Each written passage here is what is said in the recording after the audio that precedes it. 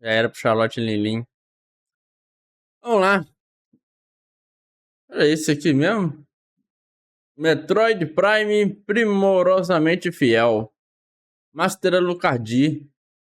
Deixar meu link aqui. Faz tempo que nós não reagimos nada do Master Alucard, hein? Acho que o último e único foi o timeline lá de Castlevania, velho. Vamos lá. Metroid Prime. 9, 8, 7, 6, 5, 4, 3, 2, 1.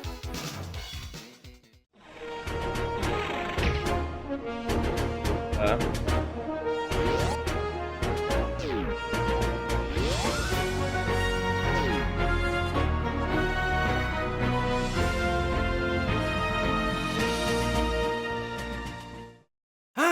Metroid, uma série que eu não conhecia praticamente nada, mas que aprendi a amar graças às atividades aqui no canal. Já faz quanto tempo agora? Um ano e meio? Desde que cobrimos os jogos 2D? Na época, fiquei um pouco triste que essa franquia não deslanchou por aqui em visualizações, visto que considero a saga da Samus tão importante pro gênero de catar segredinho em parede quanto o Castle. E foi dureza ter que frear ela pra testar algumas outras ideias. Não gosto de deixar coisas incompletas. Mas cá estamos nós, voltando pra descer um cacetoide gigatônico no desgraçado do Ridley, novamente, mas dessa vez em primeira pessoa e em nada menos do que no tão estimado e amado Metroid Prime. De todos os jogos dessa franquia inteira, a saga Prime é que mais me interessava, principalmente por serem jogos de tiro, ao invés do tradicional pula-pula que vimos em duas dimensões. Adoro um bom FPS, e ver a Nintendo, ou nesse caso, uma das suas subsidiárias, a Retro Studio, desenvolvendo um game de chumbar alienígenas com uma das suas mascotes mais importantes, é igual ver acidente de carro na BR, instantaneamente. Falando em Nintendo, eu descobri que Pokémon não é nem da Game Freak, velho.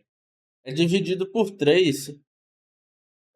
Acho que 30 alguma coisa pra Nintendo, 30 alguma coisa pra Game Freak e 30 alguma coisa, só que em sua maioria, né? Pra um terceiro lá, que é o que manda.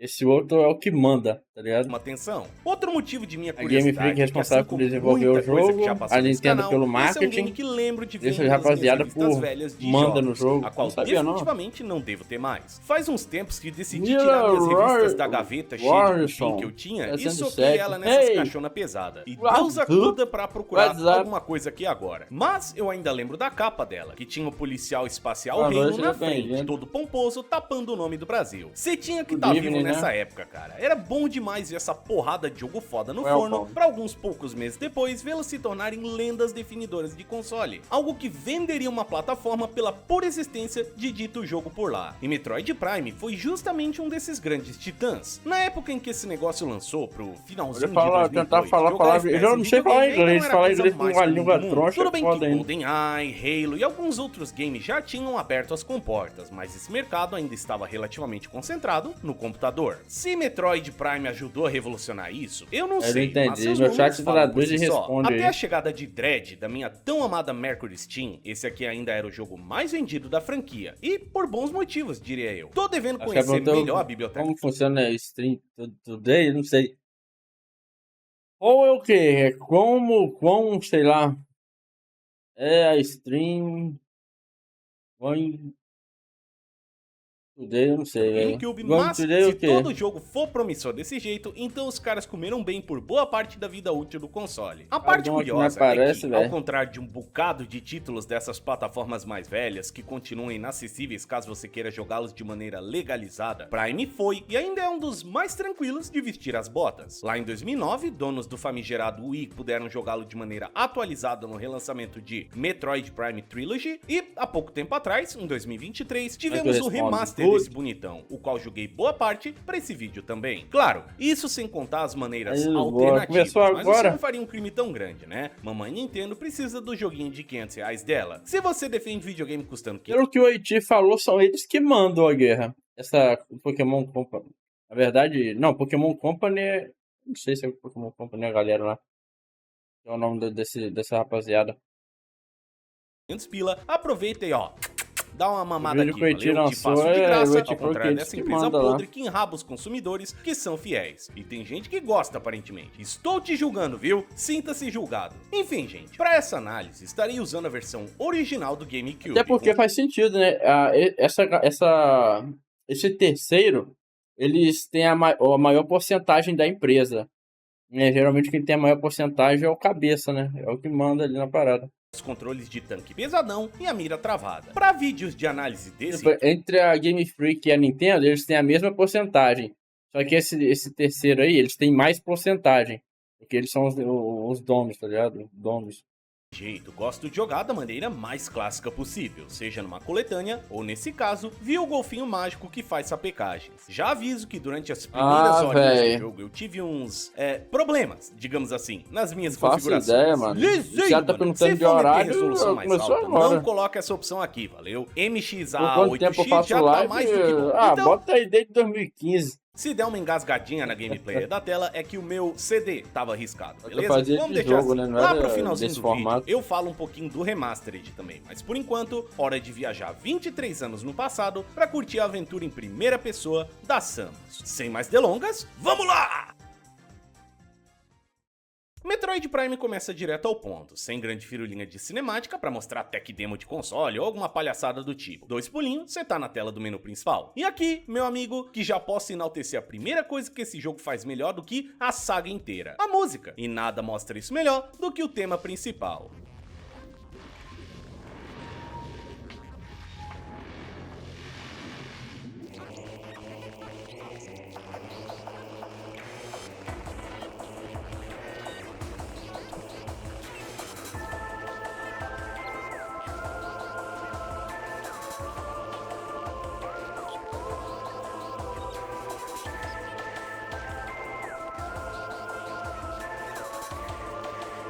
Maneiro. Aqui vai uma curiosidade pra vocês. Mesmo antes de jogar Metroid aqui pro canal, quando eu era um cabação que não sabia nem o que era Screw Attack direito, eu já ouvia muitas das músicas da saga Prime, porque elas te acertam igual um chute no saco, são imediatamente notáveis e fazem qualquer coisa que veio antes e até mesmo depois parecerem fracas, sabe? Não me entenda errado, eu gosto de algumas das músicas de Super Metroid, do Fusion e do Zero Mission, mas esses jogos são mais reconhecidos por sua atmosfera do que por suas melodias super memoráveis. Ninguém tá pagando o serviço de música da Nintendo pra ouvir o tema de Brinstar ou a música das cavernas lá do Metroid 2. Mas a trilha do Prime, cara, bate diferente, tá ligado? E a parte mais surpreendente é que boa parte das músicas dessa trilogia inteira foram compostas pelo mesmo cara que trabalhou no Super, no Fusion e em outros. Será que ele se soltou nos games 3D ou como é que foi pra ser tão diferente? Eu fui atrás de umas entrevistas, dei uma procurada por aí pra ver se ele falava alguma coisa e acabei encontrando algo mais interessante e engraçado. O nome do compositor principal de Metroid é Kenji Yamamoto. Logo, procurei Kenji Yamamoto Interviews no Google pra ver se tinha algo bacana pra adicionar aqui na análise. E um dos primeiros... Eu podia até procurar as trilhas de Bomberman, os antigão, não achei, nem pesquisando o nome do rapaz. Na verdade, eu até achei uma, mas não achei todas, né? Rapaz, eu acho que ele, de jogos mais recentes, assim, ou não, né? Na verdade, eu não sei. E, cara... Você pode ter que entrar no Deep Web pra achar essa Já porra. fiquei de orelha em pé. É porque eu não quero entrar muito, fazer que nem alguns canais que a gente já reagiu aqui, lá no Hitoshura, uma galera assim que eles vão até no Reddit, né, pesquisar lá. Ah, mano, eu gosto de olhar mais assim, pô, tem um site ali do jogo ali, dando o making off e tudo do jogo, eu gosto de olhar mais por esse sentido, mano. Agora pegar discussão em fórum assim, não, mano. Eu tenho preguiça de ficar olhando os fóruns aí pra poder tentar pegar alguma coisa. Os caras da Nintendo pirateando música alheia, né? Mas não, existem dois compositores de videogame chamados Kenji Yamamoto. E o que faz composições suspeitas é o que trabalhou com Dragon Ball. Vai dar uma olhadinha no que esse desgraçado copiou, é bizarro, cara. Uma coincidência extremamente infeliz, mas que é engraçada também. Pois é, as músicas da saga Prime são um dos motivos do meu interesse nesse jogo. E o menu principal aqui já te dá aquele pá! pra tu ficar ligado que a coisa vai ser boa. Criamos um novo save, tal qual os outros jogos da saga, e somos jogados pra primeira de pouquíssimas cutscenes da campanha, que nos dá o contexto básico para o que vai acontecer no jogo. Como de praxe a essa altura do campeonato, Samus vai investigar um chamado de ajuda em alguma estação espacial, algo que já vimos ela fazer algumas vezes, né não? Sem diálogos, a cinemática devagarinho revela a antiga e icônica nave da personagem, agora em 3D, antes de mostrar a garota saltando em direção à estação. Vale lembrar que esse daqui é o primeiro jogo da Samus em 3 dimensões. Apesar de ter aparecido no Smash lá no 64, a Nintendo não produziu um jogo de Metroid para 5ª geração, então essa aqui seria a primeira vez oficial, digamos assim, que a loirinha apareceu com todos os seus polígonos. E apesar de ser um jogo em primeira pessoa com poucas cutscenes, é bastante louvável o quanto vemos a protagonista exibindo seu popô metálico. Seja ao carregar um save, ao pegar um upgrade ou durante o elevador, somos constantemente lembrados de quem estamos controlando. Um detalhe bem legal que gostaria que mais jogos fizessem. E isso acontece logo aqui no começo também, quando transitamos pela primeira vez para os olhos de Samus Aran. E aqui na espaçonave já conseguimos perceber que controlar essa guria não é exatamente tradicional, digamos assim. Se você tá acostumado com o seu FPSzinho moderno, com 2 analógicos e movimentação rápida, então esquece. Essa mulher aqui jogou tanto Resident Evil que decidiu se portar igual um personagem de lá, perambulando por aí com controles de tanque. Nada de mira livre e de sair olhando pra cima e pra baixo. Samus está constantemente com seu braço ereto e duro, e sua visão é apenas frontal. Caso queira mirar, ou você segura um dos gatilhos, fazendo ela colocar a mão no bracinho, ou usa o sistema de lock-on, que automaticamente faz o trabalho em alvos de interesse. E aqui vem uma coisinha bem importante. É apenas nesse modo, com a mira travada, que Samus consegue se movimentar horizontalmente para desviar de projéteis e outros inimigos. Durante a jogatina normal, apertar para os lados fará essa mulher rotacionar no próprio eixo, quase como um Resident Evil da vida, o que pode ser bem esquisito pra galera que nunca jogou algo assim. Eu sou um velho podre lá do Play 1, então já tive a minha dose de medalha de honra pra Caralho, não, pera que eu fiquei perdido aqui. Eu não entendi nada, velho. Quer dizer que no jogo moderno, se eu olhar pro lado, o boneco vira pra... Eu não entendi. Eu vou voltar aqui, eu não entendi. E de sair olhando pra cima e pra baixo. Esquece. Essa mulher aqui jogou tanto Resident Evil que decidiu se portar igual um personagem de lá, perambulando por aí com controles de tanque.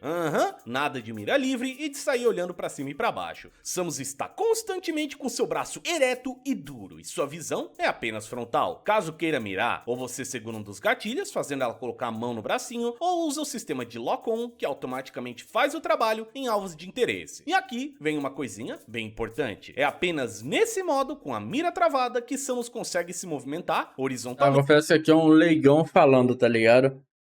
Qual é a diferença desse jogo aqui pra jogo moderno? Tirar um COD. Não entendi esse negócio. É porque eu tô acostumado também com a câmera tanque. Aquela câmera assim vista de cima, né? Agora aqui, mano, eu não entendi a diferença da movimentação dela aqui pra uma movimentação de um FPS atual, tá ligado? Um lado pro outro, assim, pra baixo.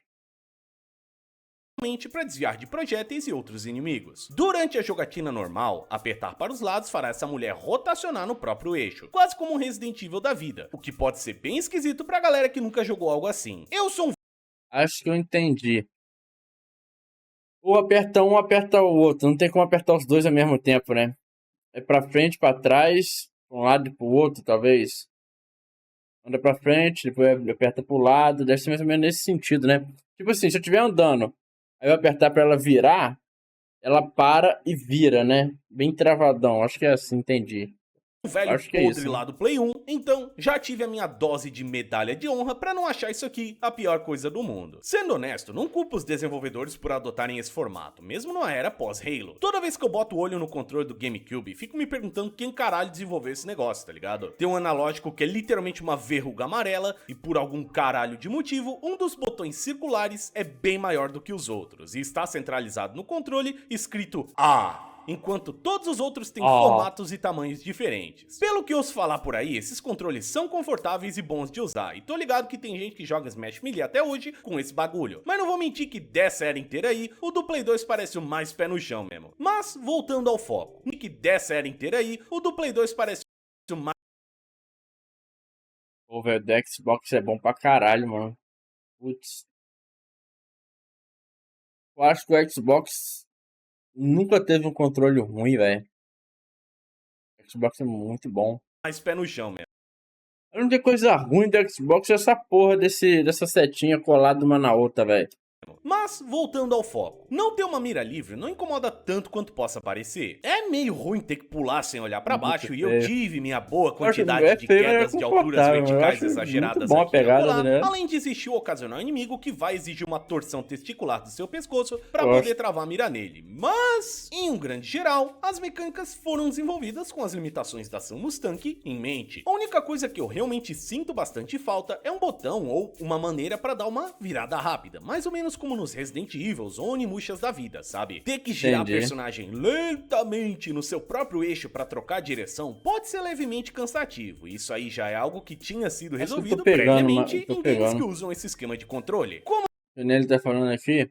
Atualmente, se eu apertar pra virar o personagem. Mas depende, né? Isso é mais fácil em FPS, teclado e mouse, né? E se eu virar o mouse rápido, ele vira rapidão. No controle não é assim, não. No controle no FPS, se apertar pra ele virar, óbvio que tem como você aumentar a sensibilidade, né?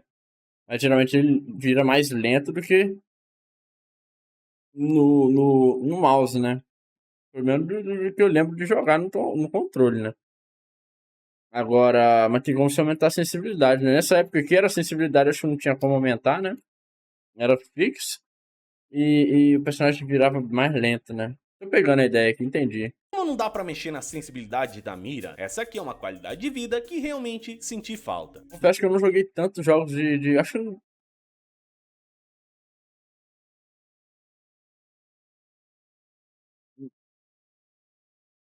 Cara, mais ou menos assim, que também não é uma câmera.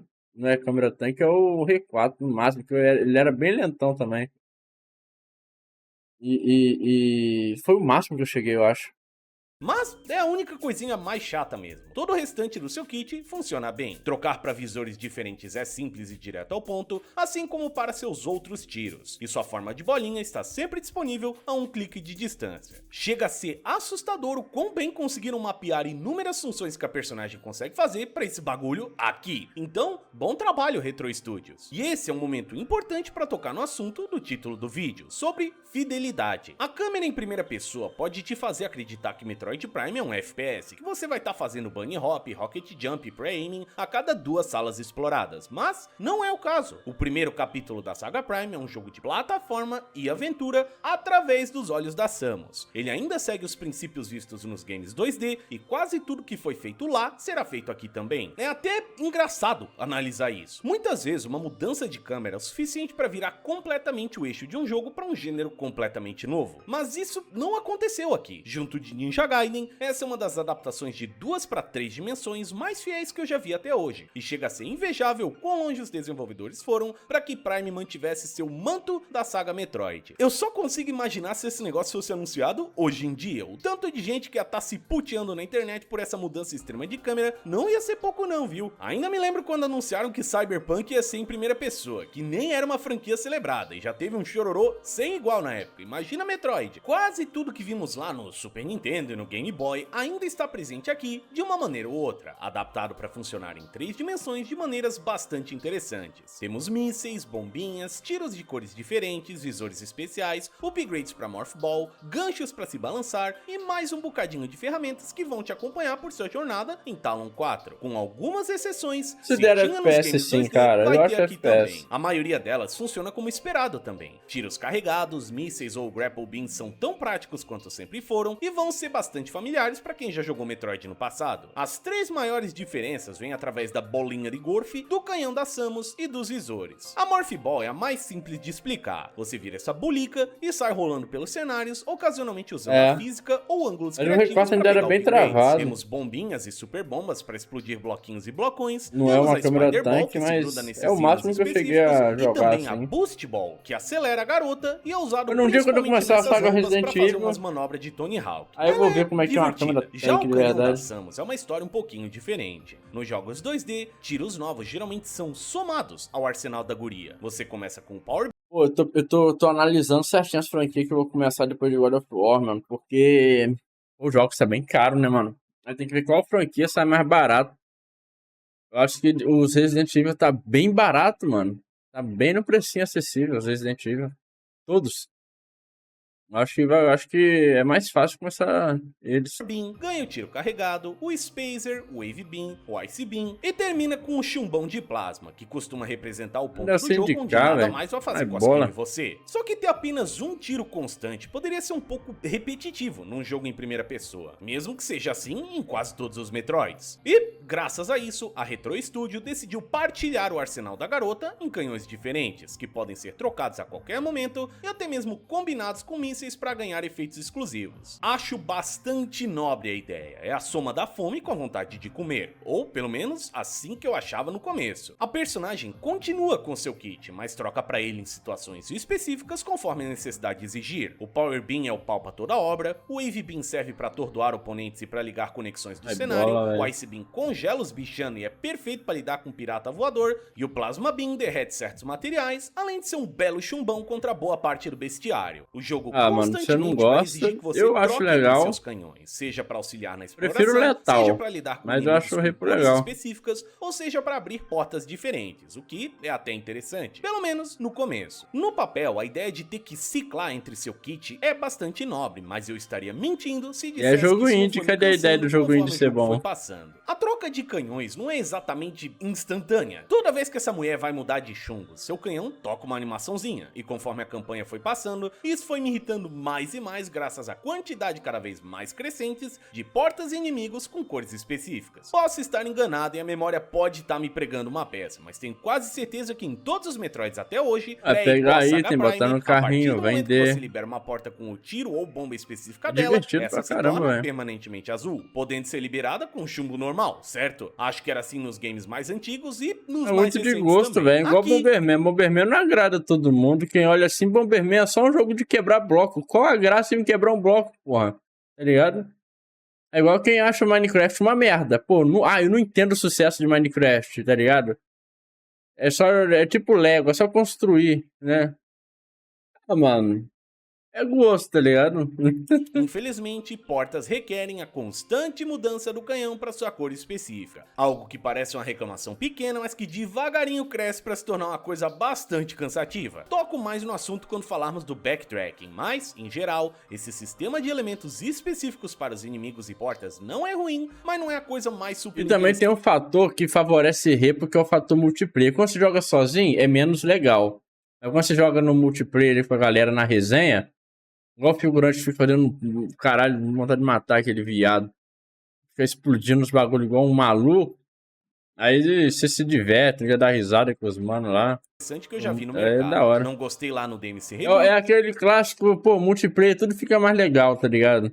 e não gostei muito aqui também, principalmente lá pro final, onde começa a brotar até Metroid que se reparte em outras cores. Essa porra desse canhão tem preconceito agora, né? Por fim, uma das maiores novidades deste capítulo na vida de Samantha Arantes vem através dos seus diversos visores diferentes, encontrados a cada tantas etapas no decorrer da campanha. Essa daqui é uma das coisas mais únicas e mais interessantes que Metroid Prime traz para o gênero de primeira pessoa, ainda mais se levarmos em conta a época em que este foi lançado. Como visto lá no Super Nintendo, Samus recebeu um upgrade para enxergar através de blocos secretos, algo que era bastante útil na sua primeira jogatina, porque, né, os mapas dessa caceta de franquia são mais complexos que ensinar alemão pro teu cachorro. A Retro Studio pegou essa ideia e expandiu para diversos visores diferentes, cada um com funções específicas. Temos a telinha tradicional, que mostra coisas básicas para Samus, como um minimapa, um radar, um medidor de perigo e a sua energia, seguido da visão térmica, que mostra formas de energia que contêm calor e fontes de eletricidade que precisam ser ligadas, e terminando na visão de X-Ray, conhecida também como vômito em forma de tela animada. Essa última mostra passagens e inimigos invisíveis aos olhos, é um belo de um saco de bosta. Detestei cada microsegundo que tive que usar esse negócio, e graças a Deus esse é um dos últimos upgrades que você pega. É praticamente papum pro final da campanha, porque, olha, que visor meme, viu? Estes serão seus óculos de combate e exploração, digamos assim. Mas existe um quarto disponível logo no comecinho do jogo. A visão de nerd, como gosto de chamar, introduzida aqui para dar um pouquinho... um pouquinho não, para dar um caminhão de informação pro jogador sobre basicamente tudo que ele quiser. O Scan Visor é uma das adições mais interessantes para Metroid, que adiciona uma camada de personalidade bastante única num jogo que já é bastante diferente dos seus irmãos 2D. Samus ativa esse retângulo esquisito que serve igual uma câmera escaneadora de QR Codes. Se aparece esse ícone aqui, aqui, ela pode segurar a visão para descobrir um pouquinho mais sobre o objeto, ou o inimigo, ou passagem, ou, sendo bem honesto, sobre qualquer coisa. Haja scan nesse negócio, viu? E isso é uma parada bem legal e bem criativa também. Essa é uma saga que não era exatamente conhecida por ter uma história ou cutscenes ou uma lore muito profunda. Assim como o Castle, existiam descrições nos manuais e entrevistas que davam mais contexto para as coisas, mas precisou de um jogo como o Prime para finalmente dar um pouquinho mais de contexto para o Chozo, para a tecnologia e o modo. Não é meme, eu vou discordar do meu Mano Frost, velho. Não é meme listar jogos mobile. É meme listar Duolingo. Porra, velho. Duolingo é um aplicativo pra aprender idioma, velho. Não é nem aplicativo de jogo. Assim, mecânica de jogo, tipo um caça-palavras, tipo um adivinha a palavra, uns bagulho assim. Se você parar pra pensar por essa lógica, é um jogo, querendo ou não, né? Você aprende idioma jogando. Mas eu não considero aplicativo de jogo, não, velho. Os piratas e para alguns dos upgrades. É igual Cartola. Cartola é um jogo? É um jogo, mas pô, eu não consideraria. Não botaria Cartola numa lista de jogos, tá ligado? Você colocaria, Jonathan, Cartola numa lista de jogos? Upgrades também. Mesmo que essa trilogia de jogos seja sua própria coisa contida, ela ajudou e muito a aprofundar o universo de Metroid. Fora que o scan também é importante para se encontrar na campanha, seja em batalhas ou no próprio Jonathan, cenário. Eu acho que ele é o único que sabe o que é Cartola. Chefe, escaneia. Não sabe o que é feito o material que precisa ser destruído? Escaneia. Quer ver se a mulher tá com herpes? Escaneia. É uma mecânica integral dessa saga, muito criativa e que devagarinho eu fui parando de usar. No começo tudo é interessante, maravilhoso e tudo mais, mas lá pra metade da história eu tava mais Cara, eu descobri um problema, né? Vou colocar assim. Que eu não conhecia, foi até pesquisar no Google o que era. O tal do cleptomaníaco, velho. Que é o cara que é viciado em roubar. Como diferenciar um cleptomaníaco de um assaltante, velho? Eu fiquei com essa dúvida aí. Querendo que essa planta fosse pra puta que pariu e a lore dos piratas também e a descrição dessa trolha aqui também. Existem muitas coisas pra escanear e muito texto também, mas eu diria que pouca coisa é realmente interessante de ler. A maioria são só descrições de objetos do cenário mesmo, muitas das coisas. Boa lógica. Exato. É que assaltar é meio que você chegar e apontar arma ou então ameaçar a pessoa, né, velho? Mas um ladrão, um cara que rouba. Qual que é a diferença do ladrão pro cleptomaníaco, tá ligado? Quais você consegue definir o que são através da sua própria cara intuição. Que furta Sinto ali. que até mesmo os devs foram devagarinho cansando de colocar descrição em tudo que é coisa, porque lá pro final... Furtar é roubo, tá ligado? É crime. Como é que eles conseguem diferenciar de estado médico, né? No final do jogo, fui encontrando... Eu fico me perguntando como é que eles fazem pra analisar isso, tá ligado? Foram devagarinho cansando de colocar descrição em tudo que é coisa, porque lá pro final do jogo fui encontrando cada vez menos lugares pra escanear. Então, talvez até os caras já tava de saco cheio. Felizmente, salvo alguns quebra-cabeças e elevadores, dá pra praticamente ignorar a existência desse visor. Se não curte essa mecânica, só vai lá encher as criaturinhas de bala, que tá tudo bem. Essas são as bases principais de Metroid Prime. Uma mistura de plataformas, combate, exploração e catalogação de informações. Entra numa área, escaneia as coisas, tenta perceber qual rota você tem que seguir, chumba um ZT, abre o mapa, que inclusive é um dos melhores mapas 3D que eu já vi até hoje, e perambula por aí em busca do seu próximo upgrade. Quando eu falo de fidelidade, quero dar ênfase nesse negócio. Olha aqui no script do vídeo. Fidelidade tá em negrito, pra você saber que é importante. A câmera em primeira pessoa não faz Metroid Prime deixar de ser um Metroid, ou um jogo de plataforma, e as primeiras horas que você passa nesse planetão super atmosférico são genuinamente mágicas. É impressionante como existiu um grande esforço pra fazer esse lugar ser interessante, tanto de um ponto de vista visual quanto sonoro. Há de se fazer um caso que os cenários dessa franquia não são exatamente a coisa mais espetacular de se explorar. Existe um monte de sala que só Deus sabe o que raios elas querem representar, e até mesmo games como Super Metroid se apoiam mais na sua jogabilidade do que em cenários ultra mega memoráveis. Como eu sempre gosto de comparar, Zebes ou SR-388 ou até mesmo a estação de Fusion não são um castelo do Drácula, são planetas cheios de vegetação, ou lava, ou gororoba espacial inexplicável. Foi só em Metroid de Dread que eu fiquei realmente impressionado com o design dos cenários, e olha lá, mal sabia eu que a série Prime já havia feito isso muito antes. Talon 4, o planeta ao qual Samus segue o Ridley lá no começo do jogo, é um lugar espetacular de se explorar, pois cada um dos seus setores é extremamente único. As ruínas Chozo logo do começo do jogo já tem mais variedade que metade dos cenários que a franquia oferece lá em 2 dimensões, e na minha segunda jogatina, quando eu peguei o remaster pra testar, já tava completamente familiarizado, já mapeei tudo aqui na minha cachola. É um lugar mas tem gente que rouba sem motivo, povoado quer por roubar. bichinhos esquisitos e quebra-cabeça sapecas. Principalmente essa nova geração aí, só quer roubar porque se sente style, né, velho? Do Tony Hawk. E boa parte desse fator memorável vem através do trabalho gráfico e sonoro de Metroid Prime, que pra novembro de 2002 não é nada menos do que um milagre. Eu sei que o material que tá passando aí na tela pra vocês tá um pouquinho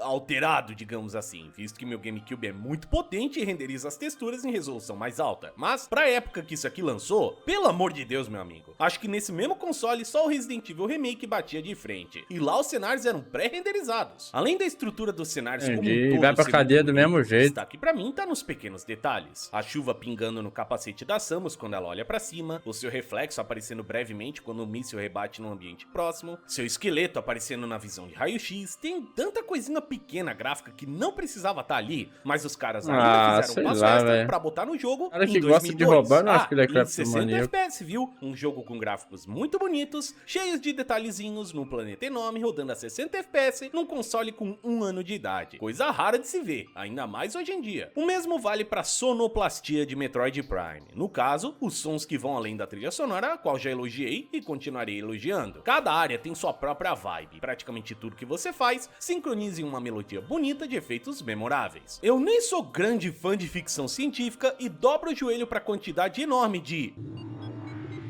que tem nesse jogo. Fazer sonzinho assim ser satisfatório é difícil, viu? O único som que me tilta é Mas se mania for um problema, velho, todo mundo tem uma mania, todo mundo tem que viver no hospital, então, velho. o de upgrades secretos, que foi Eu tenho mania de xingar o John, tu tem um problema, então. de algum coletável.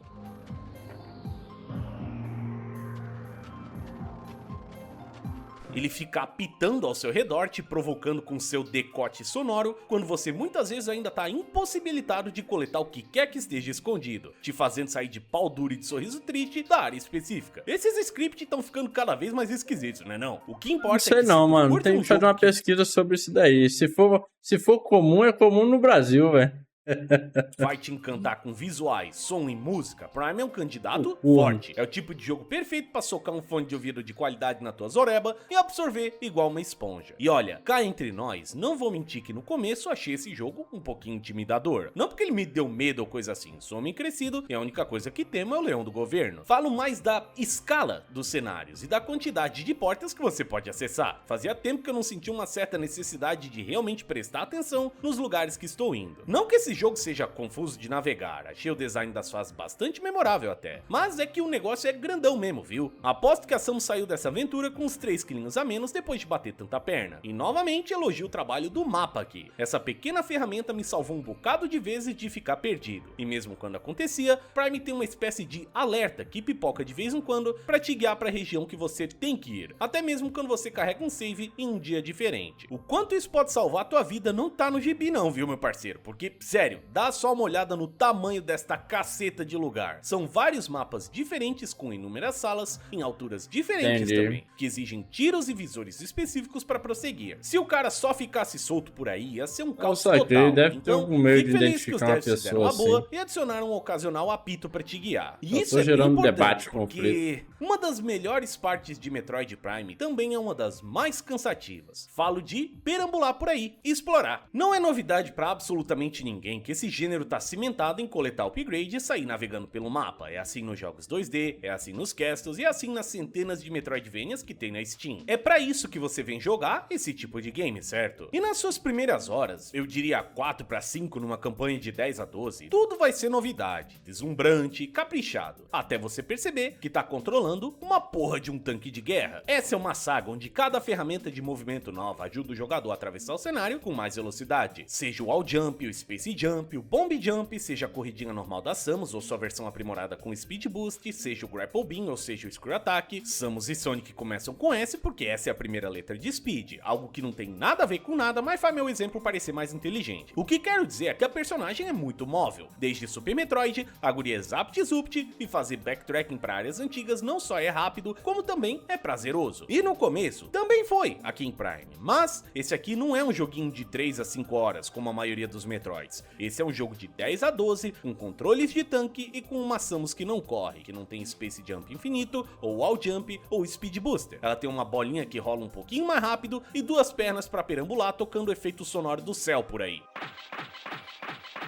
Quanto mais o tempo passou, mais me vi exausto de explorar o planeta. Nossa, esse é o efeito sonoro desse jogo, não é possível. Não é a melhor coisa que já vi sendo feita por aí. Além de caminhar lentamente, Samus depende de elevadores específicos posicionados em extremidades de cada fase para poder chegar a outras áreas, sendo essa a única maneira de viagem mais rápida que você vai encontrar por aqui. E para chegar até lá, você vai passar por diversas das portas coloridas que exigem tiros específicos para abrir. Vai ter que engajar em combate, visto a câmera em movimentação mais lenta, e ocasionalmente vai ter que aguardar a notificaçãozinha pra te dar uma ideia de onde prosseguir. E isso nem sempre é imediato. Eu quero dar ênfase na palavra tempo aqui. No começo, nada disso é problemático porque seu arsenal ainda é limitado, assim como a distância entre as áreas que você vai percorrer. A coisa começa a ficar mais cansativa conforme vai entrando tiros e visores, inimigos e portas com cores na sua mochilinha. Cada nova coisa adicionada é legal no começo, mas vai cansando quando você tem que fazer isso lá na 8ª pra 9ª hora, entende? Prender o ar por 10 segundos é moleza, prender por 100 segundos é capaz de te matar. É uma questão de quantidade. Conforme o jogo passa, ações repetitivas vão ficando mais chatas de fazer, ainda mais quando adicionamos um outro fator nessa mistura toda. Combate nunca foi um grande foco de Metroid. Inimigos costumam morrer rapidamente, têm estratégias práticas, alguns nem são necessariamente agressivos, e quanto mais próximo do final você chega, menos isso ocupam o seu tempo. O Screw Attack que fale por conta própria. É parte do design dessa franquia. Quanto mais forte você fica, menos você precisa engajar no tiroteio, que não é a parte mais interessante dessa saga. O bestiário é simples, assim como a maneira de lidar com os inimigos. É tiro, míssel ou bomba, às vezes com uma combinação desses três, mas nunca nada muito além disso. E não tem problema, porque quase sempre os combates são rápidos. Só que em Prime, o contrário ocorre. Quanto mais você avança no jogo, mais e mais você começa a lidar com oponentes que demoram pra morrer. Sejam os fantasmas Chozo, que precisam dos seus visores e de uma penca de chumbo carregado pra bater a caçuleta, sejam os inimigos com cores específicas, que só morrem rápido com um combo de mísseis, e é bom que você tenha a ferramenta pra fazer isso, se não dá-lhe desse tiro carregado, ou sejam aqueles bombus desgraçados que só morrem com Wave Beam. Adiciona nisso aí o fator de respawn, no caso, os bichos renascendo pouco tempo depois que você sai da sala, e quanto mais progresso, mais exausto fui ficando, de explorar lentamente, de matar os mesmos inimigos com suas cores específicas, ou só de ir atrás dos upgrades restantes. Uma coisa que às vezes é divertida por 3 ou 4 horas, não necessariamente continuará sendo por 10, e pouco depois de pegar o canhão de gelo, já senti que as cartas de Prime estavam acabando, mas ainda tinha bastante coisa pra fazer. Ou se tinha. Outra parte desse jogo, ou melhor, da Nintendo como um todo, que eu não sou muito fã, são as batalhas de chefes. Mais uma vez, mais um game com acerta o ponto brilhante, ou chefe invencível por boa parte da luta até expor o ponto fraco. Ou repita essa mesma estratégia um número X de vezes pra derrotar o chefão. A maioria deles são mágicos de um truque, e depois que a charada é descoberta, o chefe é totalmente trivial. O único que me deu um pouquinho de trabalho real foi o final, mais por te exigir usar o kit inteiro da Samus do que por ser mecanicamente complexo. Talvez seja meio injusto falar isso, mas hoje em dia vivemos numa era pós-Metroid Dread. Lá tem chefe bom. Toda vez que defenderem chefe paia nessa franquia, eu vou mogar meu rosto, meter o emoji do calma pai, devagarinho inserir a imagem do Ravenbeak e dizer: não grita. Não suporto o design de chefe faz tal coisa 3 vezes, ou boss invencível por boa parte da luta que a Nintendo mete uma cacetada de produtos deles. Não é um design que casa comigo, quero meter porrada no fela da puta até ele morrer. Portanto, Prime não ganha muitos pontinhos nessa área também. Assim, isso depende, né? Se o veneno da centopeia atinge o veneno, atinge a aranha, e se o veneno da aranha atinge a centopeia, né? Não imagina a aranha conseguindo enrolar a centopeia muito rápido se não mateia. A centopeia é quase idêntica a uma cobra, né, velho? Ela vai enrolar no corpo da aranha ali e a aranha vai ficar sem escapatória, sem poder se mexer. Difíceis. Isso, inclusive, é algo que eu posso estender pro jogo. Velho. Isso aqui é umas férias pra Dona Sam. Centopeia mata até cobra, viado. Cobra não ganha de centopeia, não. Depende da cobra também, né, porra.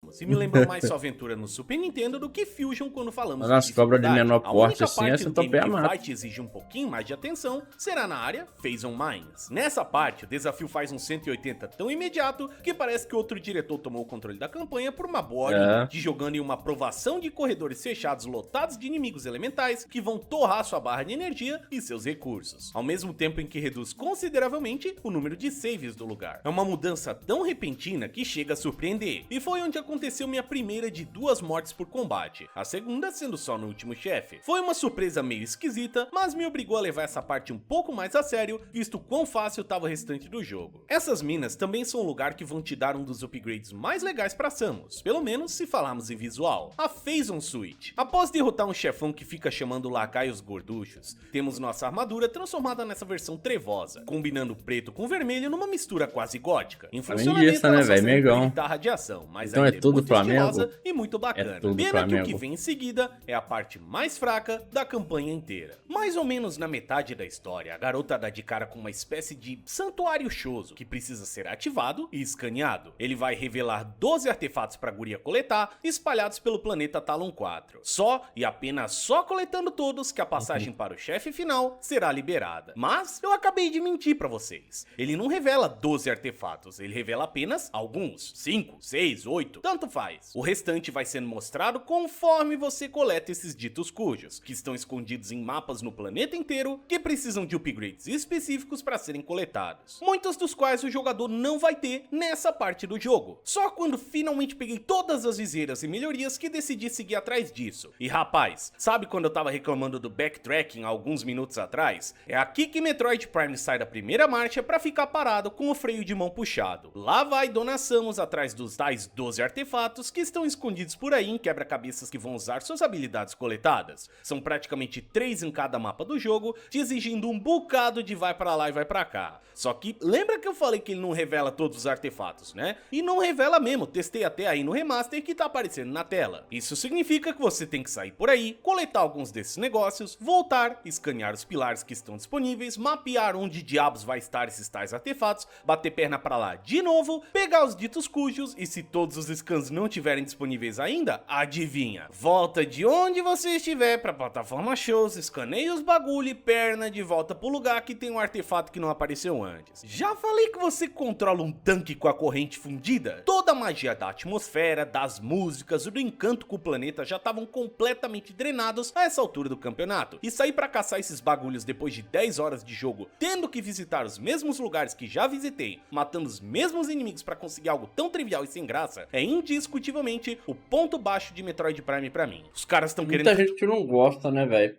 Mas, sincero, assim, nunca me incomodou, né? Esqueci como é que é o nome que o pessoal fala, né? O tal de ir e voltar, né? Nunca me incomodou em jogo. Peraí. God of War tem isso, velho, mas... God of War é bem feito, né? Tu vai pra um lugar, depois você tem que voltar, mas você pega meio que um atalho pra ser mais rápido, né, velho? Minha língua tá fora. Então... é mais intuitivo, né? Não é tão cansativo.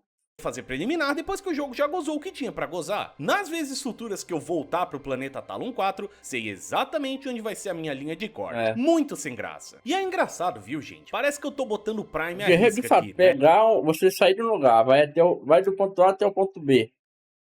Vai pegar um item, depois voltar do B pro A de novo pelo mesmo caminho, e tem muito disso no jogo, é bem chato, né, velho?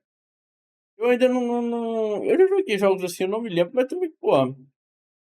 Eu era bem criança, acho que eu não me importava tanto com essas questões, né, velho? Engraçado, a gente vai ficando mais adulto, vai ficando mais chato, né, velho? Não sei hoje em dia se eu pegar pra jogar um jogo que tem isso daí, né? Como eu falei, God of War tem, mas é mais intuitivo, né? Na hora de voltar é mais rápido. Aí você pega um atalho, assim, Tá ligado? Dark Souls que... Você anda pra caralho pra ir chegar num tal ponto. Aí vai o tão elogiado level design do Dark Souls 1, por exemplo. Você abre uma porta e você volta lá do início, assim, do nada, né? É tudo interligado. É mais ou menos isso, né? Que é o God of War. Então, assim, não é cansativo.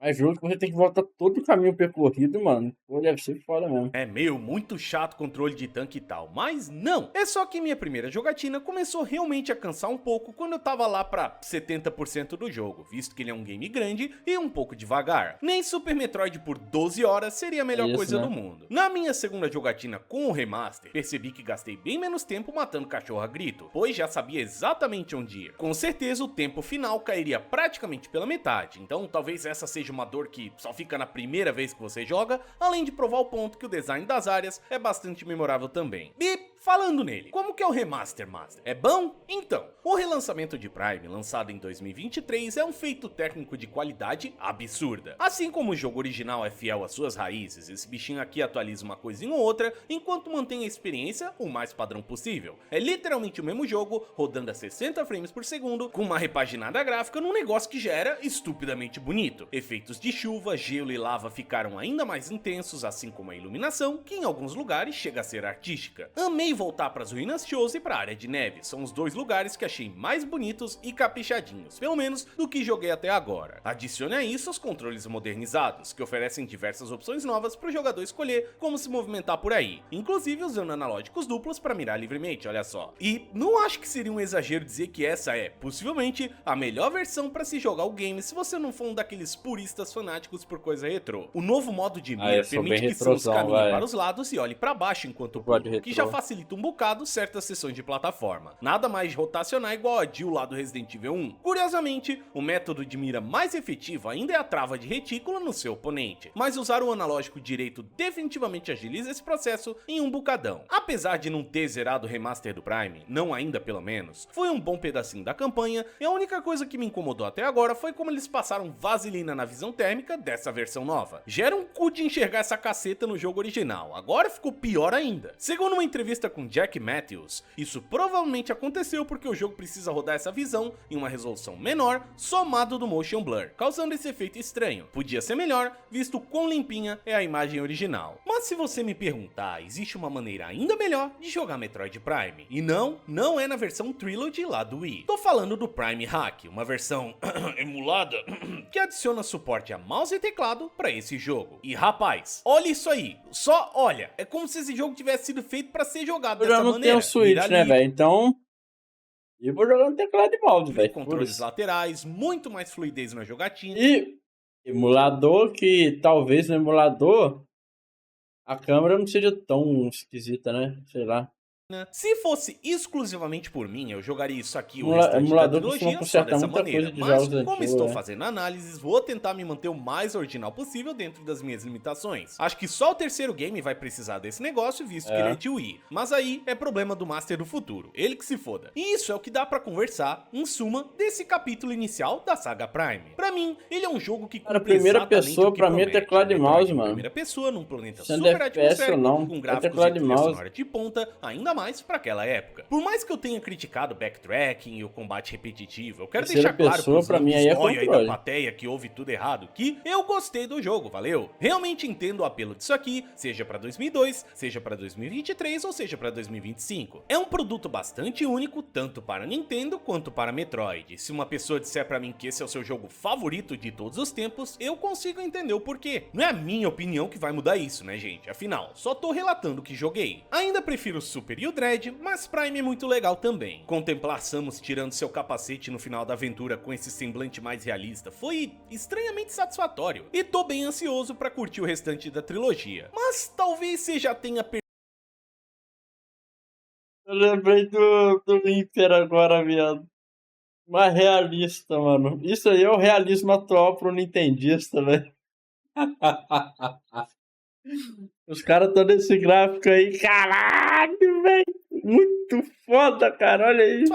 E tô bem ansioso pra curtir o restante da trilogia. Mas talvez você já tenha percebido que, durante essa análise, eu quase não toquei na história disso aqui. E sendo honesto, é porque ela é tão presente quanto era em Super Metroid, se é que você me entende. Vamos por etapas. Samus vai para uma estação após receber uma ligação de que a Pixia dos cientistas está armada e abusiva, só pra se deparar com uma invasão de piratas e um bocado de criaturas modificadas por um elemento chamado Phazon, uma matéria mega radioativa que modifica identifica seres vivos de maneiras ilógicas. Escanear os arredores vai te informar mais a respeito do que está acontecendo. Curiosamente, a maioria dos piratas encontrados aqui já foram vítimas de churrascamento também, colocando um mistério bem grande no ar. Que caralho estava sendo experimentado nessa estação pra tá todo mundo ferrado desse jeito? Não tardamos a encontrar o primeiro chefe do jogo, também geneticamente modificado, a Parasite Queen, que inclusive serve pra te ensinar a dar strafe ao redor da arena com a mira travada. Um tutorialzinho invisível que aprecio bastante. Muito melhor isso aqui do que tinta amarela com a vizinha na tela, né? Mandamos ela pra Cucuia só pra encontrar o rei dos piratas pouco tempo depois. Não é o Luffy, é o corno do Ridley, ou melhor, Meta Ridley, que passou tempo demais no banheiro da Smart Fit e agora também tá modificado de maneiras suspeitas. E é aqui que a maneira mais estúpida É uma coisa que eu não, assim, assistindo não me agrada muito na Nintendo, não, mano. Acho que tem hora que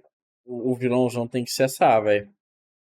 Tem que encerrar o arco do grande vilão, tá ligado? Tipo, né, os exemplos que eu sempre dou aqui, o Thanos lá nos Vingadores, né, velho? Falando de filme, falando de jogo, o Wesker em Resident Evil era o grande vilão da franquia e chegou um momento que a gente mata ele e acabou, né, mano? Aí a gente segue outra história.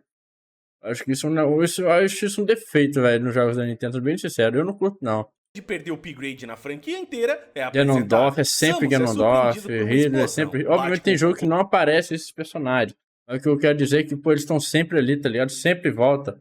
Boruto na parede Isso eu e não perde as gosto muito, funções não. da sua armadura. Quando Então eu hora vi que tem isso, que fiquei cessar, igual o velho. Scorpion lá dos Mortal Kombat antigo. Sério, bicho? Eu sei que tem toda a parada dela precisar estar concentrada pra manifestar a armadura, mas eu imagino que um artefato ancestral igual a porra da Power Switch teria algum tipo de compensação de impacto, né não? É uma cena que eu achei bem ridícula e que poderia facilmente ser trocada pro Ridley usando alguma ferramenta com material Phazon pra causar algum curto-circuito ou coisa do gênero. Fazer o quê? A garota pica a mula desse lugar, que tá explodindo, e parte atrás do pterodáctilo pernambucano que se dirigiu para o planeta Talon 4. E a partir da sua chegada por lá, a história do jogo vai pro quinto plano de importância, podendo ser completamente ignorada pelo jogador até o final. Existem poucas cutscenes e praticamente zero diálogo. A maioria das ceninhas que tocam por aqui envolvem a garota se deparando com alguma criatura gigantesca ou upgrade permanente, e são nessas horas que esse jogo se difere de um bocado de FPS, realmente Assim exibindo esperamos. Samus Aran. É ela que você controla. Gosto muito das transiçõezinhas direto pro capacete,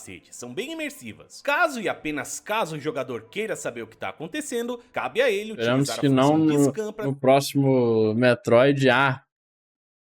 Conseguiram fazer um novo Ridley com o código genético que haviam guardado do Ridley original. Aí é foda. Aí vira aquele filme genérico de o vilão e o irmão gêmeo do mal, né, velho? verificar objetos de interesse, Ué. como escritura Shoso ou registros de piratas. Todos eles ficam armazenados no logbook do seu menu de pausa, podendo ser visitados futuramente para uma leitura mais tranquila. Mas esse aqui não é um planetinha qualquer que a cegonha das trevas escolheu para se esconder. Talon 4 é mais importante do que você imagina, visto que é um planeta que acolheu e até mesmo gerou uma civilização Shoso. Os tais passarinhos mágicos espaciais que criaram as tecnologias incríveis que a Samus utiliza nos jogos. Eles informam em suas escrituras que um grande meteoro coberto de energia impura, provavelmente o tal do Phazon com a sua radiação, atingiu esse lugar, devagarinho consumindo a vida e transformando um espaço agradável em um ambiente de Falei desespero. Resident Evil, mas o que tivemos de vilão bom depois de Wesker, velho? Né? A gente tinha lá nos primeirão lá o Wesker sempre estava presente, né? Ele era o cabeça, mas não era o principal vilão em alguns jogos, né? Os Tyrant e tudo mais, né? Uns 5 que definitivamente a gente acaba com ele, né? Mas depois disso, tivemos o quê? O 6. O dinossauro. O 7. O 7 eu acho legal os Bakers, vai. Os Bakers é maneiro. No 8. Cara, eu esqueci. Ah, é, mano, não. Só a gasosa mesmo e as gasosinhas, porque o resto, velho. Esquecíveis, né? Mãe Miranda, bucha, o Magneto, bucha, né, velho? Porra. É foda, né, mano? Só conseguiu fazer os Bakers de bom depois do Wesker, velho. Vamos ver no 9 agora o que vai ser, né?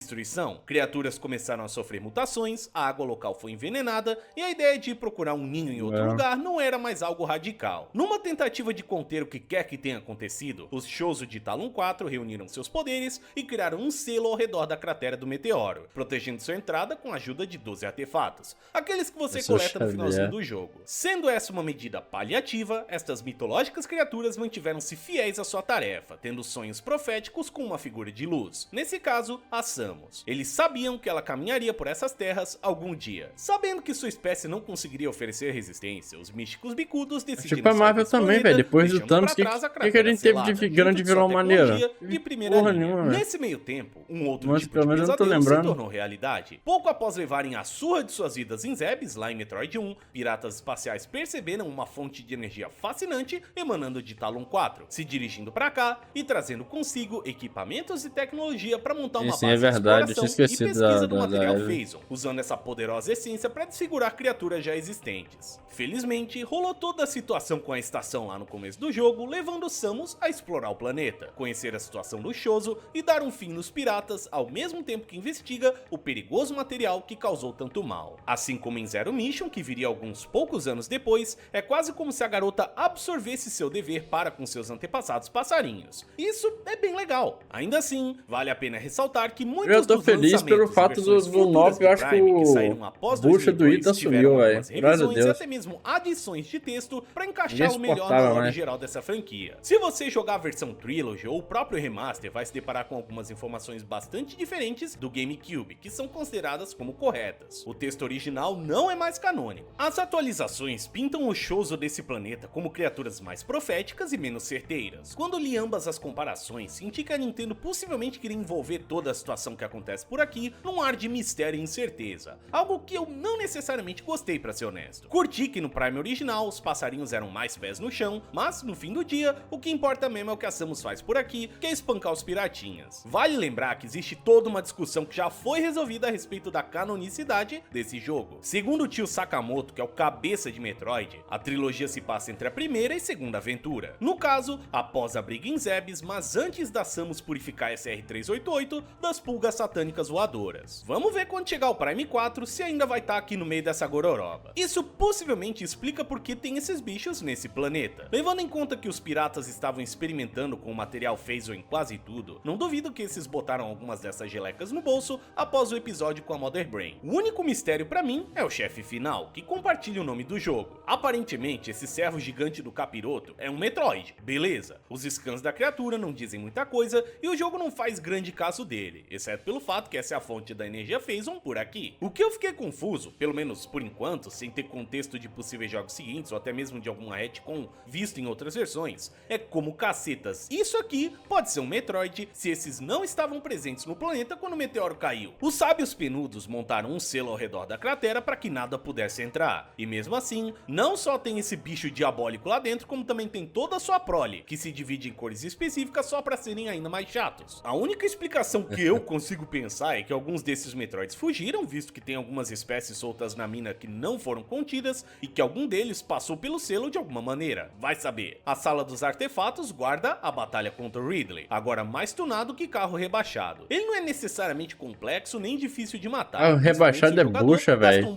Não anda aqui no Brasil. Assim como boa parte dos chefes desse jogo, é mais uma batalha de espera e bate quando vulnerável do que qualquer outra coisa. Nada muito especial. Sinto que posso estender essa falta de amistosidade para o carrapato gigante que serve de Final Boss. Veja esse cara sendo constantemente elogiado como um dos picos de design de chefe na série, graças ao fato que Samus precisa ciclar entre todo seu arsenal de visores e mísseis para danificar ele. Mas, de novo, é aquela coisa. Acerta pontinho vulnerável ou espera o momento que o chefe decide que é hora dele apanhar. Eu pessoalmente não achei nada de inclusive, em alguns lugares no Brasil, eles estão substituindo o quebra-mola tradicional, né? Porque aquele quebra-mola é elevado, né? O carro vai, sobe, depois desce, né? Acho que deve ser também serve como uma faixa de pedestre, né, velho? Mas acho que um dos principais motivos é literalmente para evitar problema com carro rebaixado, velho. Especial porque não gosto dessa... Na minha cidade, em alguns lugares aqui, eles têm colocado.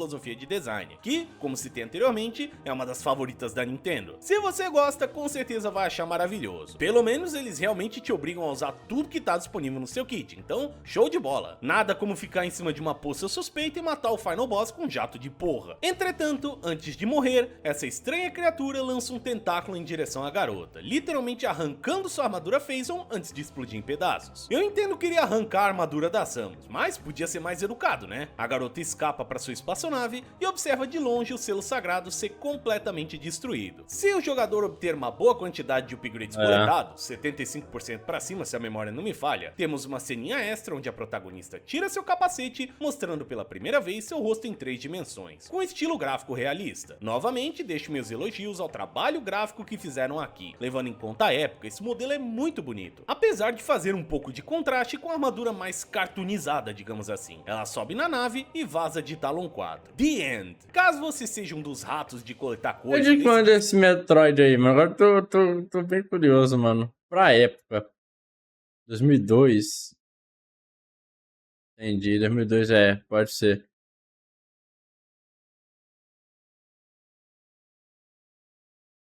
O remaster, né? O remake. Acredito que sim. Fazer 100%, uma cena extra é revelada no final, mostrando uma criatura nascendo dos restos do chefe. Já sei quem é, mas... Vou caçar pelo em ovo, velho. Metroid Prime.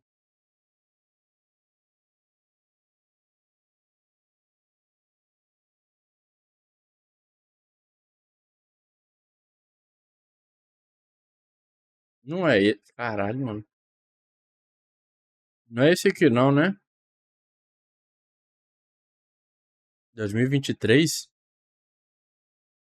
Se for...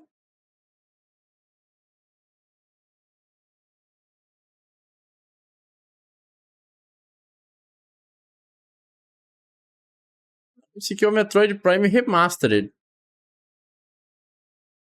O novo vai tá pra sair ainda, né?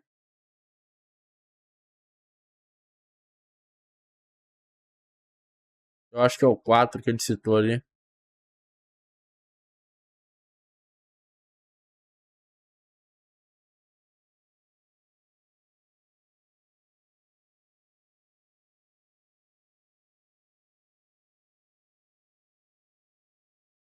Queria falar mal, mas eu tô em dúvida, então mostrando uma não vou criatura falar mal. nascendo dos restos do chefe. Já sei quem é, mas essa nos aguarda lá em Prime 2. Gosto também que não há final por velocidade, apenas por porcentagem, o que acaba dando um incentivo a mais para você tomar seu tempo e explorar com calma, curtir a atmosfera, a música, os gráficos. O pessoal da Retro Studio com certeza queria que você apreciasse bastante o mundo que eles construíram. Infelizmente, o pós-game de Prime não é muito rico. Temos um Não, é que ele cita 2 versões, né? Ah, sei lá modo também. Expert, que adiciona uma camada mais de dificuldade caso o jogador queira reexperimentar a campanha, e dá pra engajar com o Game Boy Advance para liberar a Fusion Switch e o Metroid original lá do NES. Mas fora isso, uma jogatina já vai te cobrir quase tudo que você vai encontrar por aqui. Posso confirmar que senti satisfeito depois das minhas 12 e tantas horinhas de campanha e mais algumas tantas com o Remastered. Não senti uma grande vontade assim de dizer a Ele tá falando do remaster também, aí eu tô em dúvida. Ele tá falando que lá melhorou o gráfico da Samus. Eu acho que era o remaster sim que ele tava falando, velho. Não faz sentido ele falar que melhorou o gráfico e mostrar o original, então, porra, qual é a lógica? várias vezes como fiz nos 2D. Mesmo que esses jogos compartilhem um pouco de DNA, isso não se aplica no fator replay, pelo menos não agora. Vai saber na época que esse game lançou, né? Uma zerada, vários backtrackings e senti bastante firmeza que absorvi boa parte do que os devs queriam oferecer. Até me surpreende que esse jogo tem um cenário de speedrun, que apesar de não ser tão disputado quanto os seus outros irmãos, ainda é bastante ativo. E adivinha só, os malucos conseguem fazer técnicas avançadas tão surpreendentes quanto no seu típico Quake ou Counter-Strike da vida. Lembra que citei Aquele ali é o original. Esse aqui tá com um gráfico bem diferente desse que ele tá mostrando, velho.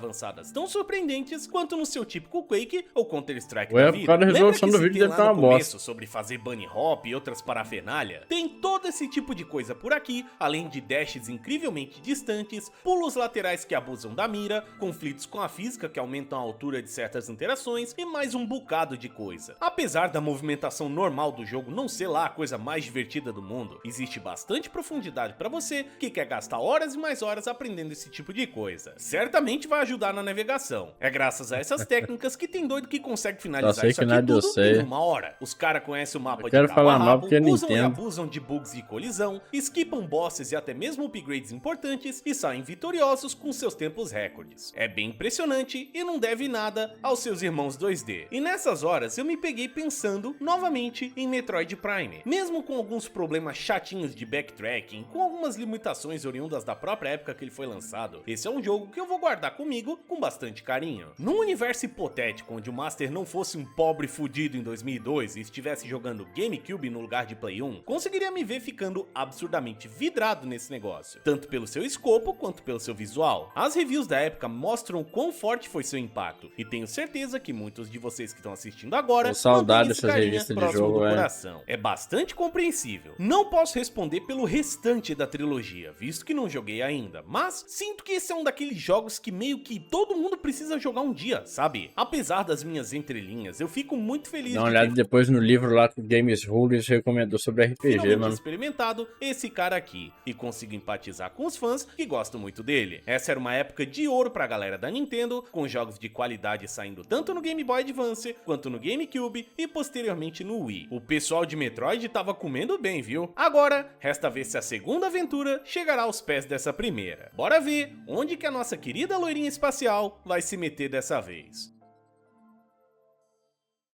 Fala, meus amigos, espero... Deixa eu dar uma olhada aqui. O Discord aberto no PC hoje.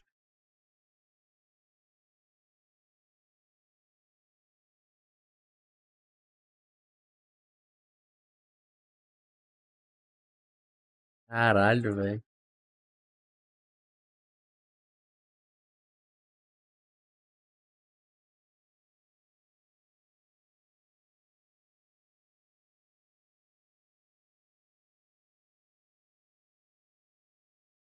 Mano, eu tô meio confuso. De baixo é o remaster, né?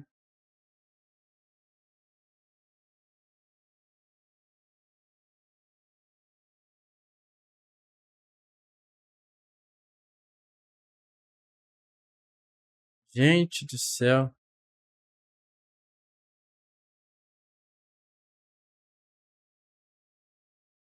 Tô de sacanagem. De cima é o remaster. Cara, mano, isso aqui não...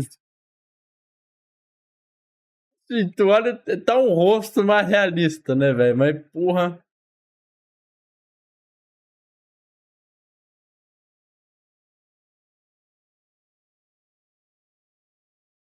Eu preciso rejogar alguns jogos do PS3, cara. Eu preciso jogar os COD antigos, mano. Eu tenho certeza que os COD antigos é mais bonito que isso aqui, cara. Sem sacanagem, mano. De PS3, velho.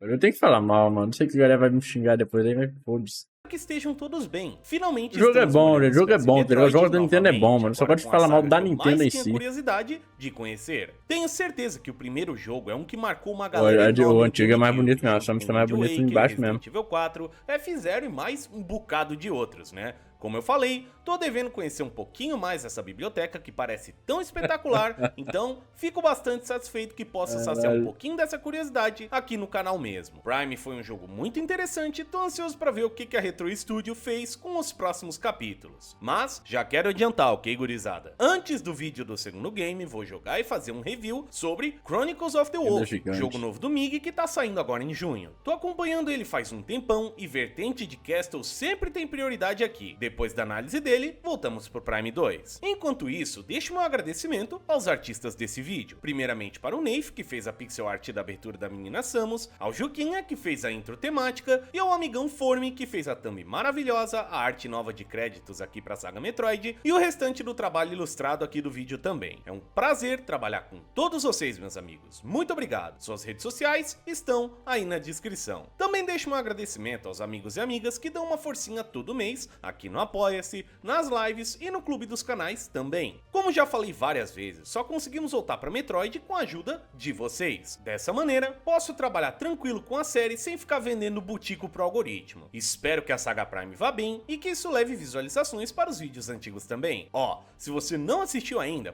please dá uma olhada no meu vídeo de Metroid Dread. Sim, gosto demais daquele vídeo e acho que é um dos melhores de todos que fiz nessa franquia. Com minha sugestão no ar, deixo também um agradecimento especial para os apoiadores: Kiel, Guilherme Afonso Lima, Leandro Barros, Nunca serão Pedro ultra Leonardo, desfoda-se, velho. Alexandre Almeida, Essa é a verdade. Jaime Tasca Júnior, Pedro Bernardina, Nem o Saci Rodrigo de Vieira patinete, Lima, mano. O Saci Manuel de patinete Crisostomo, também é muito Thales pica, velho. Piermatei, Zamasso Manzon, Thiago Amazonas, um tal Dedé, Henrique Bradão, Rodrigo Longo, José Ricardo Rodrigues de Souza, Riquezinho, Larancharte, Matheus Henrique de Freitas, Breno Oliveira Vanzan, Carlos Galiza, Éder Lamperougui, Jonathan Pedroso Soares e Aécio Flávio Carneiro dos Santos, que assinam o Tier 4 lá no Apoia-se. A ajuda de vocês é essencial para o canal continuar funcionando e fico muito grato pela generosa força que todos vocês oferecem. Vou continuar me esforçando para continuar merecendo o apoio de vocês. Se você quiser doar um troquinho, deixo minhas plataformas aí na tela. R$1 por mês já faz diferença, mas Guerra só é o se dono não da fizer falta pra verdade, você, velho. beleza? Agora, Sempre guris, bora tem uma jogar o de jogo do goi aí, Mig. que ele Hora tá de pisar certo, em todo mundo terreno tá errado. familiar e ver se dessa vez o francês Sapeca fez muita sapecagem. Mal posso esperar. Um grande abraço do Alucard.